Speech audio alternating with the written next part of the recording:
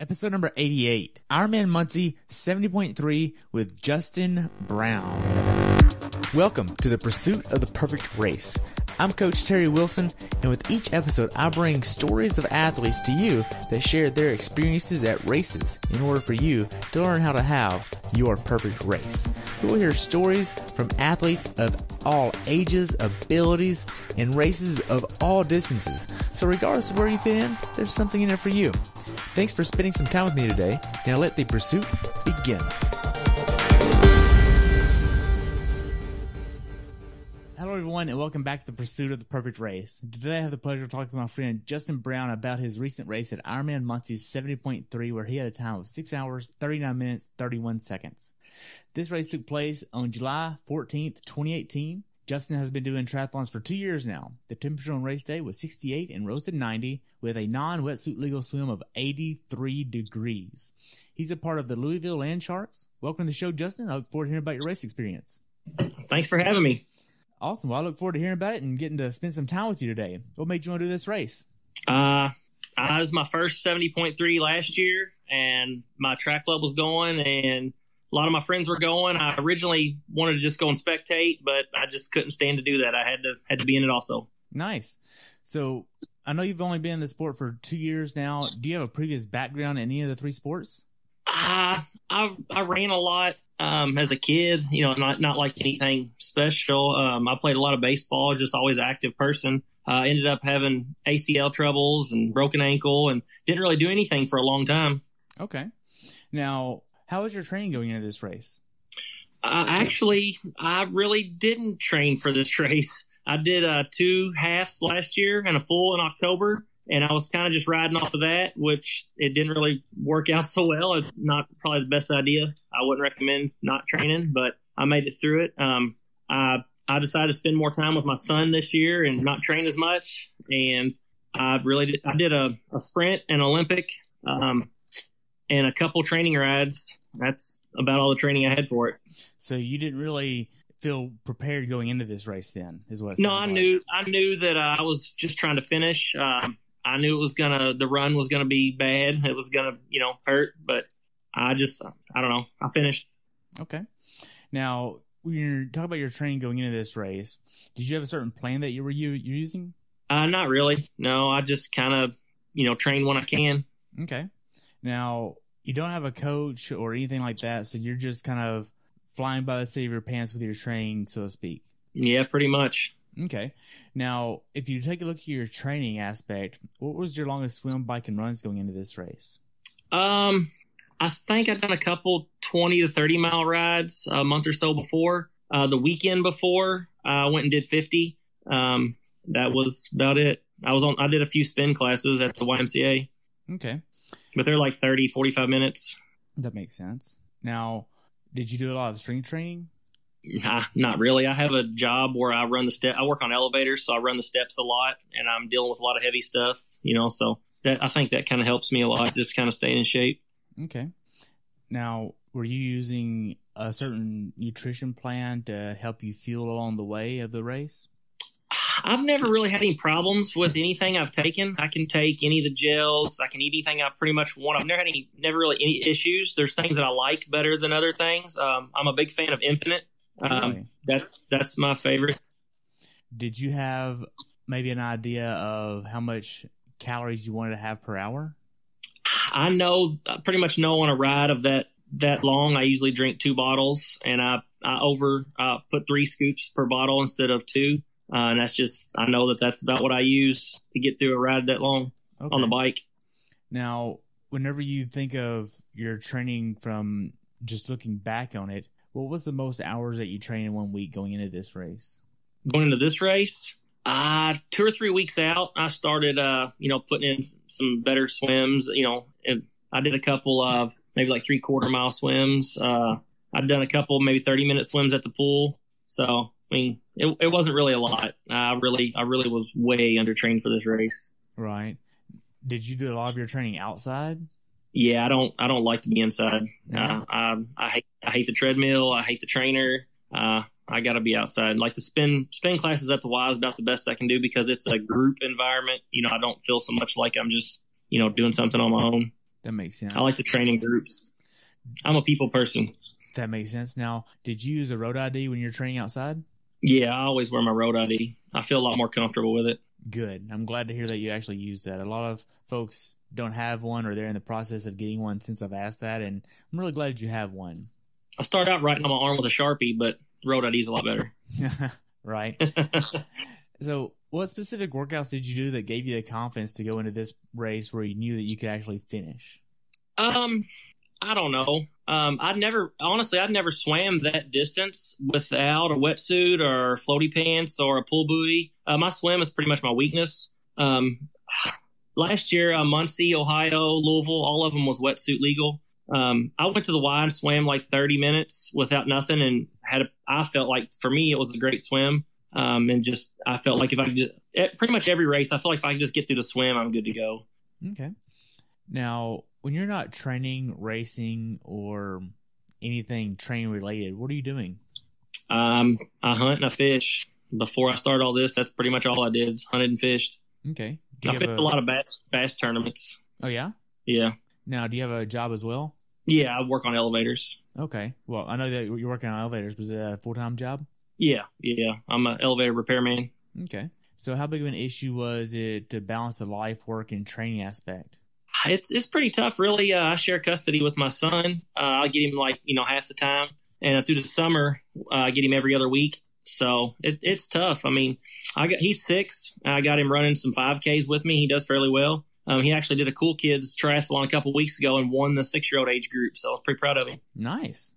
Yeah, he had an aero helmet and training wheels. That is awesome. Wow. Now, did you have like a way that would help you balance the training along with sharing custody with your son?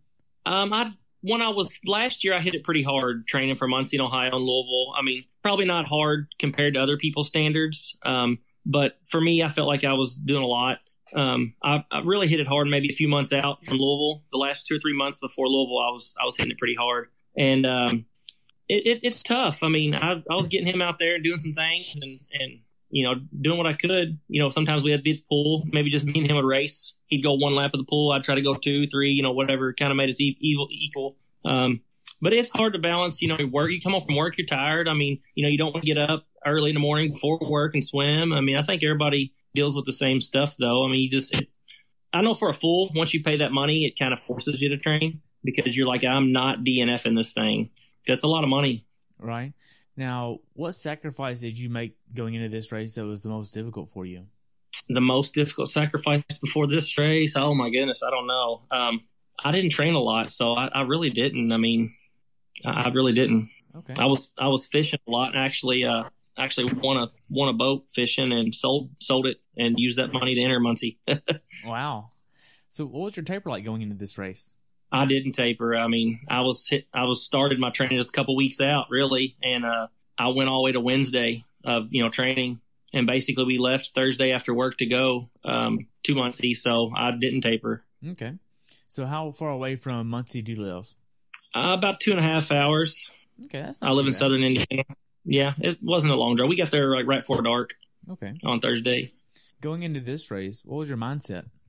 My mindset, I knew I didn't want to push real hard on the bike because I knew the run was gonna that was gonna really be tough. That was gonna be the hardest part. I was just wanting to go have fun. I mean, every race I go into, I just want to have fun. I'm one of the people that's out there yelling at everybody, cheering on my friends. All the Louisville Land Sharks, I'm yelling at them when I see them on the course. High-fiving people.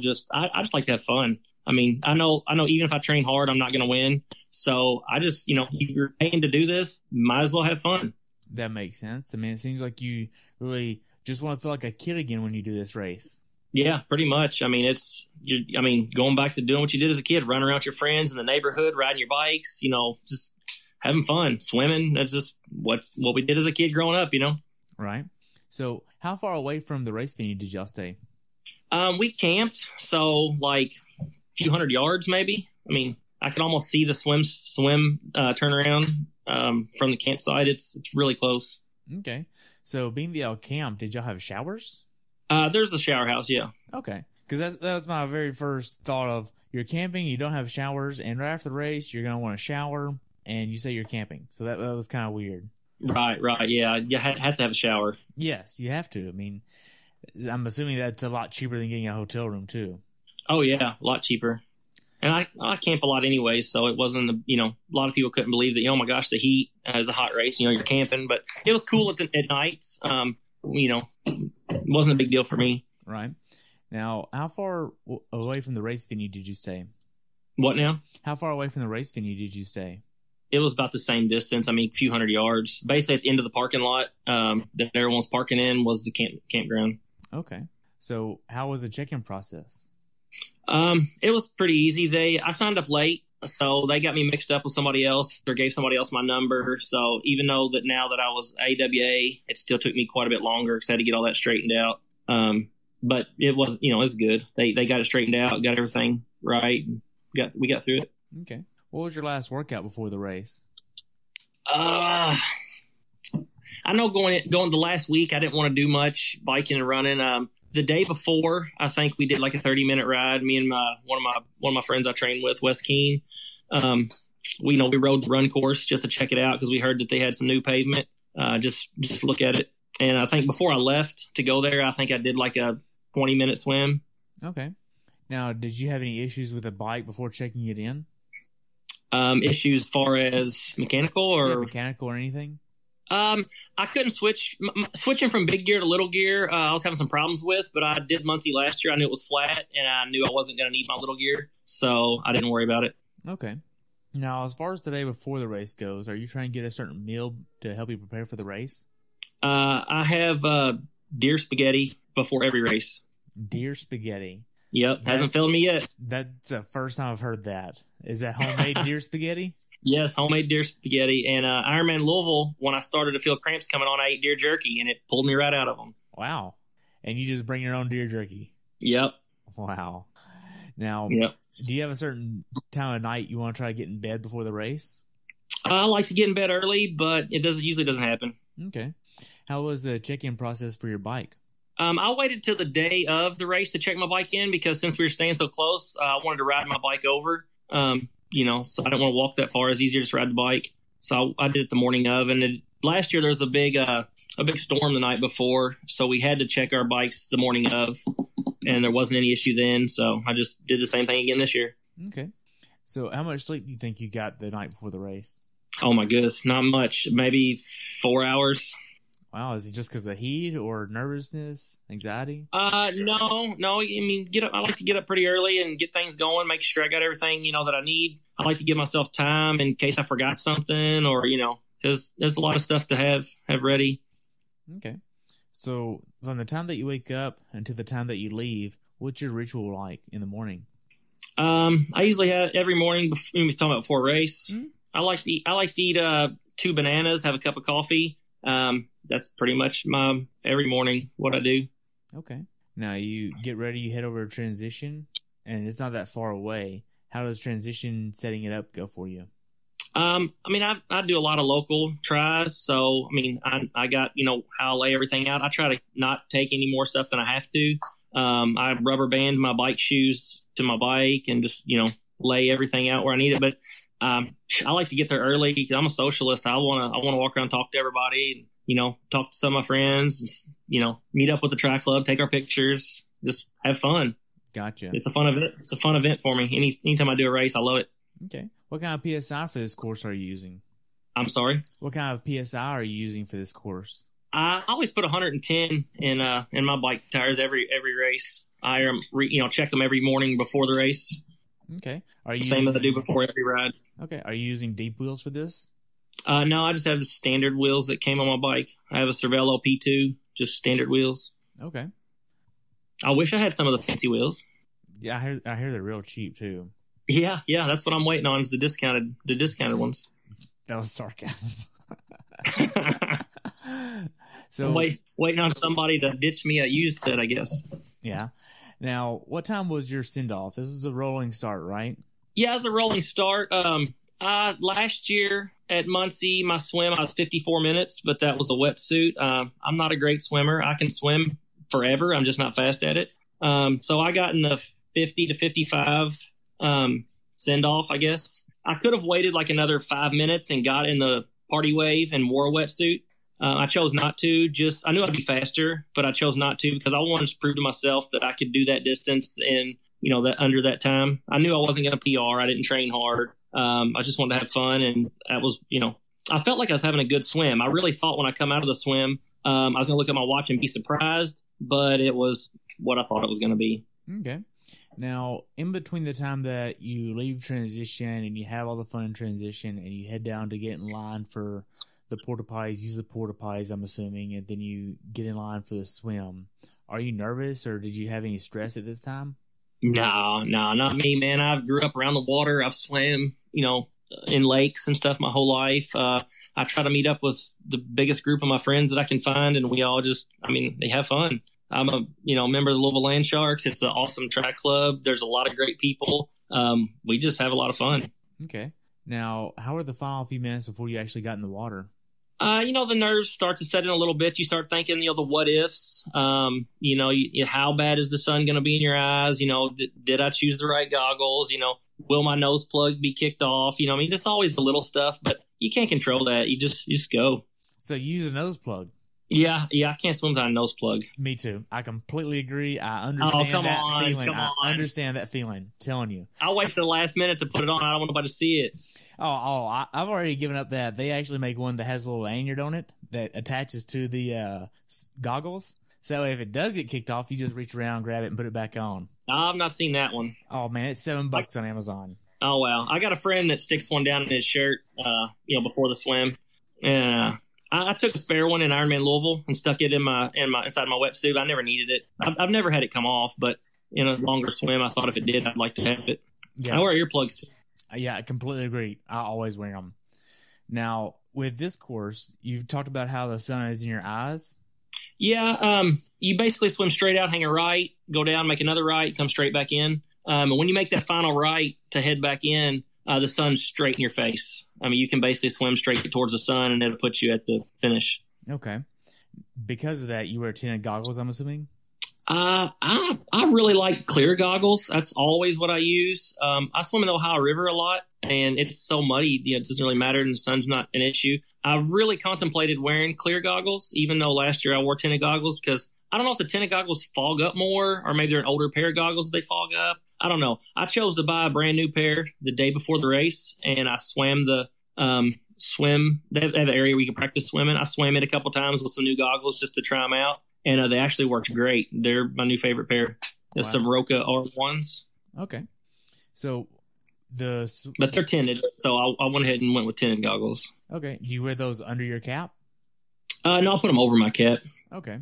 I've heard of stories where it's better to wear them under your cap, so if you do get kicked or hit or whatever, and they don't fall off all the way, versus wearing over top the cap, you could lose them completely. Yeah, you're probably right. I've just never had that happen, so I've never really worried about it. I could see maybe that'd be a good idea. I've seen people wear two caps. I've just never had any issue with the way I do it, so I keep doing it the same. Right. So the gun goes off. How does the swim course go for you? It went good. Like I said, I felt like I was having a great swim. I thought I was going to be impressed with my time when I come out. I wasn't. It ended up being right what I thought it was, but I had no issues. It went good for me, really. I made it under the cutoff time. That was my main goal. Right. So the swim out, do you have a certain way that you wanted to approach T1 of as far as walking the transition or running the transition? What does that look like for you? They have carpet runway from as soon as you get out of the water all the way up to the bikes. I never walk. I run it. I have to jump off the carpet past people, run through the rocks a little bit. But I try to, I know I'm not that great swimmer. I'm not, not that great bike, not that great run. But I really like to have quick transition times. I think that a lot of ground can be made up in quick transition times. I agree, because if you're going 20 miles an hour, that's a mile every 3 minutes. And if you shave off 3 minutes on somebody that did a faster swim than you, and you pass them in transition and make up 3 minutes, that's a mile down the road you are versus them. And now you're a mile ahead of them. I really like to have quick transition times. That's one of the things I look at, that both my transitions at Muncie were both under 2 minutes. I'm pretty sure. I like to get in and get out. There's no sense in hanging out in there. Right. Now, did you use socks for your bike? No, I don't bike with socks. Do you run with socks? Yes. Okay. Now, for the bike ride, how were the first few miles for you? Last year, the first few miles of the bike course was pretty rough. A lot of potholes, a lot of it. But this year they repaved the road, so it was nice. It was really fast. I don't know. I loved it. Okay. Were you trying to hit a certain cadence or power number? I kind of do what I feel a lot. I have a cadence. I look at it. I like to keep it, around 85. That's what I look for. I just kind of do what I feel. If I feel good, I go a little bit harder. I'm not feeling so well, I back it off a little bit. I told myself I was going to back this off a little bit to try to have a better run. I ended up with like a 19.3 bike average. That's about, last year I think I was 20, maybe a little over 20. So I might have backed it off a hair, but it's such a flat course, kind of the same either way. Okay. For this course, did you use an aero helmet? Actually, I have an aero helmet, and I got a new helmet not too long ago that I used. It's a Giro Air Attack. I just was using it more because I like the face shield, because my sunglasses get a lot of sweat in them, and so I was trying to see if I liked it better, and it did great. I really liked it. Okay. How did your nutrition plan go for you? I did what I always do, drink my Infinite. I tried using some of the Gatorade Endurance that they had on the course, because they're handing it out. I mean, it's okay, I guess, but after the first bottle, I ditched that and started just using my Infinite in the water. Okay. I like the water better. I squirt it over my head, drink a little bit of it, and then just keep drinking my Infinite when I needed a drink. Okay. With your bottle set up on your bike, what does that look like for you? I got the 2 bottles behind my seat, which one of them is my tools, and then I keep one cage open on, under my bar on my bike, and then I have the little aero bottle on my handlebars. Okay, and that's just a quick refill bottle, I'm assuming? Yeah. I can fill it and put the lid back on it. I take everything out of it. Even if I pull the bottle off the back of my seat, I'm just filling the front one and putting it back, and I'm done with it. Okay, that makes sense. Because a lot of people don't know really how to have a good bottle set up, and it seems like you have a really good bottle set up. Excuse me. That's the first one I put on there, and it seemed to work. So. Okay. How are the aid stations on the course? They're nice. I mean, every bottle that I got handed, I didn't drop any. I caught them all. They kind of ran. I'm not sure what they tell them, how to do it or whatever, but I didn't have any issues grabbing bottles. Never had issue with other people in there. There was a few bottles I seen dropped, but they was getting them off the road pretty quick, so it wasn't no issue there. Okay. With the quality of the road course, it seems like being that this was freshly paved, it was a really nice rolling course.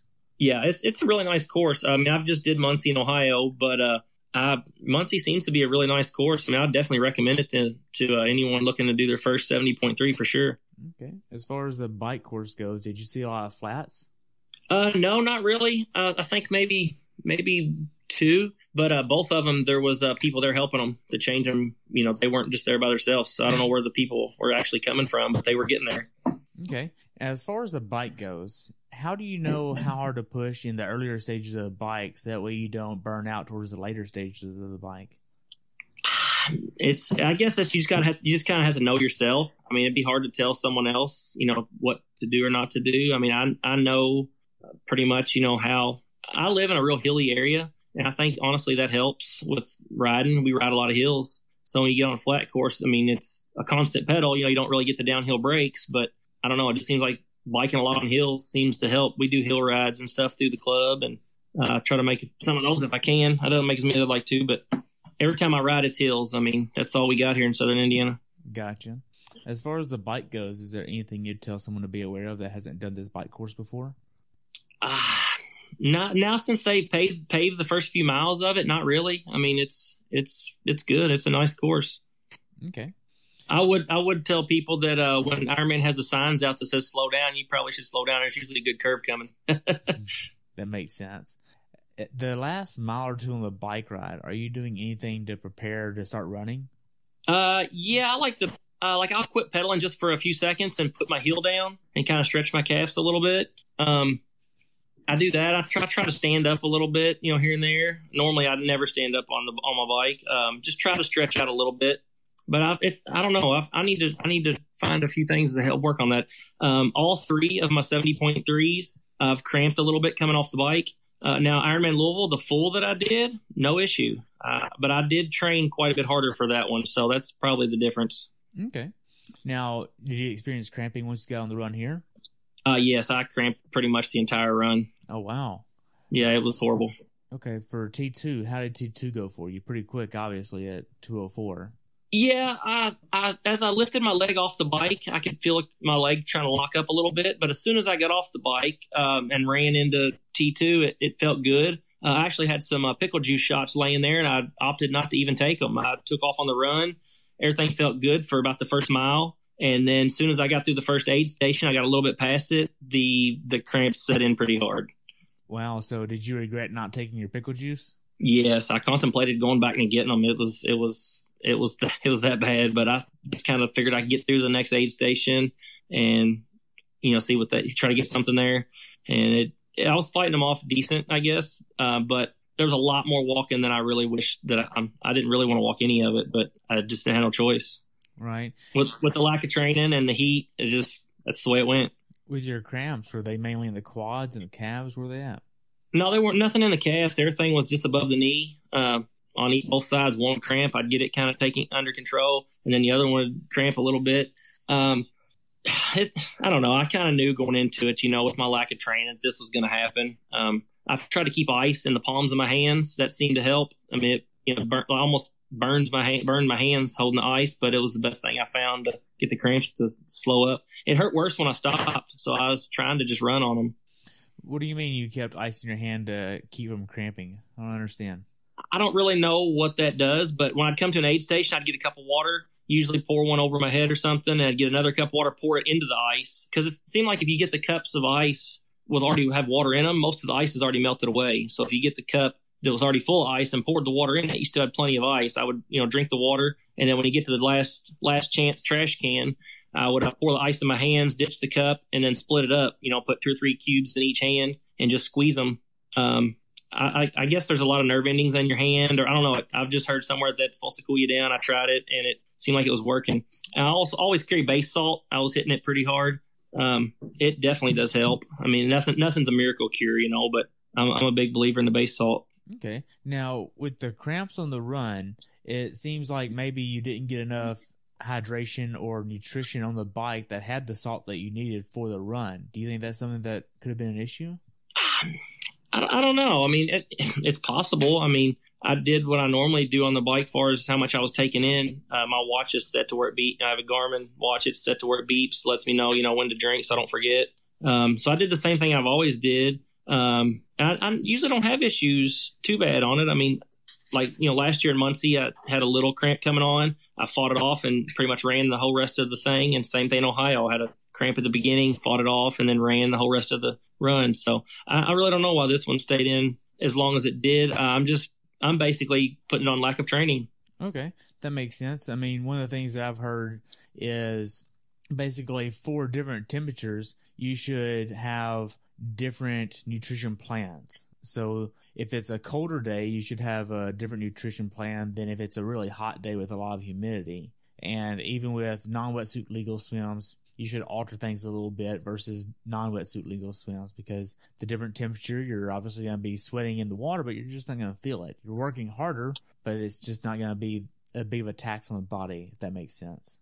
You're probably right. I've never had a coach. I've kind of just did whatever I wanted to do. I'm pretty hard-headed, so I don't know if someone told me. I'll try things when I'm training. I've tried a few different things here and there to see what works, what don't work. I'm sure you're right, but I'm one of those people just kind of wing it. This is what I always do. It's what I'm going to do. It's worked in the past. We're going to do it again. That makes sense. Now, your nutrition plan for the run, what did that consist of? I don't like to carry anything. The only thing I carry with me is a tube of base salt. I rely on just whatever they have on the run course, and I kind of just whatever I feel like I'm craving. Sometimes when I roll up there, the pretzels look like, the best option. Sometimes I'm just really wanting the potato chips, or, every now and then I pretty much take it all in. I'll take some Red Bull for a while, and maybe I'll take a Coke, pour the ice water over my head, or just whatever I feel like doing. Okay. As far as the support on the course goes, being that it's an out and back, how was the support? It was pretty good. They have the aid stations pretty much every mile. So, I'll always take the runs 1 mile at a time, aid station to aid station. I usually start out trying not to walk the aid stations. Longer runs and stuff, usually it ends up for me, trying to, at least run a mile between them and walking the aid stations, and try to run, good times as long as you can. It don't always work out, but I've not DNF'd yet. So I know that if I, don't train, it's going to eventually happen, which I'll like training. I want to train. It's just, I don't know. Okay. It just happens. With this race, were there any times where you went in some really bad places mentally? No. I always, feel good about it like that. I never have, I hear a lot of stories. I've never been there. I don't know. I yell at people and, yell at my friends, tell them go, good job. I yell at all the people on the run course. If you're wearing a silly hat, I'm going to tell you, there's people with shark on their head, tacos on their head, squids on their heads. You never know what you're going to see on an Ironman run course. All right. So how was sorry, let me re-ask that. What was the funniest thing that you saw on the run course then? Muncie, we call them the hecklers. There's one point that's about a mile out that there's a guy on a pontoon boat that has a megaphone, and he's yelling at everybody, "Hey, red shoes, start running. There's no walking. This is Ironman. Green hat, I see you. You're not walking. Run up that hill." Just I don't know. It's a pretty cool thing. You always want to run past that guy. You don't want him hollering at you. Yeah. As far as the middle miles from like 5 to 10, how does that go for you? It's this race. Since I was undertrained, it was just kind of struggle it out. It wasn't fun. Of course, anytime you have to walk more than you want to, which, you never want to walk, but sometimes you feel like you just can't go anymore. So you just, let's run to that mailbox and then we'll take a little walk. I usually try to, seems like every time that's happening to me, there'll be somebody else that's kind of there with me. I'll keep seeing the same person. So I try to link up with them and say, hey, come on, man, let's go. Let's get to that mailbox. And, end up making some good friends that way. You just run into people, just start talking to them, try to get your mind off really what's going on that you're hurting, or, that you can't do something. And because there's a lot of times I say, let's make it to that mailbox, and we get there and the person I'm with would say, come on, we can get to the, the stop sign or whatever, and push you a little bit further. And then sometimes you do them the same way, come on, you can go a little bit more. Let's go a little bit more. I'm feeling all right. And just, I don't know, I try to link up with somebody and just get through it like that when I'm having a tough run. That makes sense. So I'm having a good run, I just roll, but.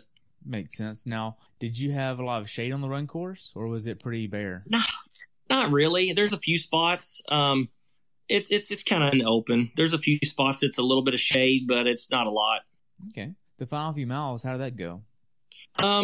Pretty much the same as the whole second loop. I mean, it's kind of depressing, really. You get out there, you're a decent runner. You can't do what you know that you can do. And, you start wanting to kick yourself in the rear for not training, what your friend's been telling you, that you should have been, whatever. But, I looked at it when I hit the turnaround halfway, I had like 3 hours before the cutoff. So, it's kind of like, I know I'm going to make it. If I slowly walk the rest of the way, I'm still going to make it. So, but you always want a good time. So you try to do as much as you can. The last 800 yards before the finish line, how'd that go for you? There's a little hill that leads up to the finish line. There's a lot of people on it, kind of get you motivated. That's, the least people don't have to walk very far to get to that little hill, and they usually know it's tough for people. As soon as you get top of the hill, you can see the finish line. So I pretty much, once you get that far, kind of adrenaline takes over or whatever, and you just run it on in. Gotcha. Now, how was the finish chute? The finish chute, it's nice. You got spectators on both sides. You can high five all your friends and everybody running down it. It's a nice finish. Okay. So after there's a playground at the finish line, so it's really good for people spectating. It's got kids. There's stuff for them to do. It's kind of nice for especially small kids. It's a long day if people bring their kids out, especially for them to be at a race that long. So it's going to be 5 to 8 hours. Right. After you cross the finish line, what'd you do next? Go look for my friends that have already finished and congratulate them, ask them what their times were, if they hit their PRs. I like to get my shoes off right away and get some sandals or something on. Feet usually are not happy. Okay. Did you get any blisters? I used to set around. I did have one small blister. It ended up not being an issue. It's not bothering me. The day or so after, it wasn't an issue. Okay. How was your recovery process? I was a little sore. Still feel a little bit in my calves. I mean, it's not too bad. It's kind of normal. Okay. Now, looking back on it, I know you said that you weren't really that prepared going into it, but how well prepared do you think you really were going into the race? I think if I don't know, if I was a month out and had to do over again, I'd probably be all right. I would have did a few more bricks probably, because I didn't really do any going into this. I would have probably ran a little bit more. I know I'm decent on the bike. I feel comfortable on the bike. I like the bike. I know I'm a decent runner, but especially on your, like, I don't know, 70.3, I feel like I could get through one with zero training, which, I mean, basically I kind of just did. I know not everybody can do that. And I shouldn't have. That's what, as soon as I finished, I walked straight up to my friends and I said, you can do a 70.3 without training, but I don't recommend it. It hurts. I mean, you got to be able to deal with the pain. The cramps were horrible, but I don't know, if I had to do a month out again, I'd probably done a lot more running. My swim kind of is what it is. I'm wanting to hire a swim coach because I know I'm slow. I'll probably try to do that in the next couple weeks just to try to get my swim picked up. I think my races would be a lot more enjoyable if I was a little bit faster on the swim. And I don't know. I recommend training. Gotcha. Now, if you could change one thing about the race that you did have, what would you change? The race that I had, I don't know. I don't really know. I mean, I wasn't too disappointed with my time for my lack of, I didn't really lose a lot of my normal life to train. I did what I wanted to do, all the way up till a week or two before the race. Since I did cramp on the run, I guess I know I could have got a little better time on the bike. But then, maybe the run would have been more miserable. I don't know. I was trying to find the happy medium on the bike, and I probably might have pushed a hair too hard on the bike. I don't know, maybe in T2, if I would have did some stretching before I went out, maybe that would have helped. I don't know, but I just want to get out of there. I've never experienced with, I see people laying on the ground, I see some people changing clothes, doing stuff like that. I just get in and get out. Maybe some stretching would have helped. I don't really know. Okay. Now it seems like I'm sure some of the people listening to this as a coach or something probably sitting there, knowing that, can't believe this, or why would this guy even try this, or, or whatever. But I don't know. I've gotten through the races, so I don't know. I'm sure my friends, I could ask a few of my friends, they could probably tell me what I need to do, but I didn't like the cramping on the run. I wish I could have done something better about that. Okay. It seems like you had to go into this race with the expectations of knowing that you didn't train that much and knowing that you're going to have to go in here to the pain cave for a little bit, being that you didn't have the amount of training that you knew that you should have had, and you weren't going to be having a PR. You had to go into it knowing that it's going to not be your best day, but you're still going into it enough prepared to know that you're going to be able to finish. Yeah. I mean, I'm always confident in myself. I always feel like, if someone else can do something, I can too. And mentally, I was mentally preparing myself for, a tough day. I knew it was coming. There was no question. I just, all my friends were going. I was wanting to go too. And I knew if I was just there cheering, which originally was my plan, I knew that I would have been kicking myself in the butt for not racing, because I love it. I love being on the course. I love, out there participating in events with my friends. Okay. For first timers, what advice would you give them? It's tough. Some of the first time advice that I got that I kind of went with was, of course, it was age group start then. So, there's a lot of people starting at once. It said, when the horn goes off, wait 3 to 5 seconds before you go, in the course of a 5-6 hour, race, whatever, what's, a few seconds, pick you a good line, swim it, maybe line up all the way to the outside, kind of get out of the way.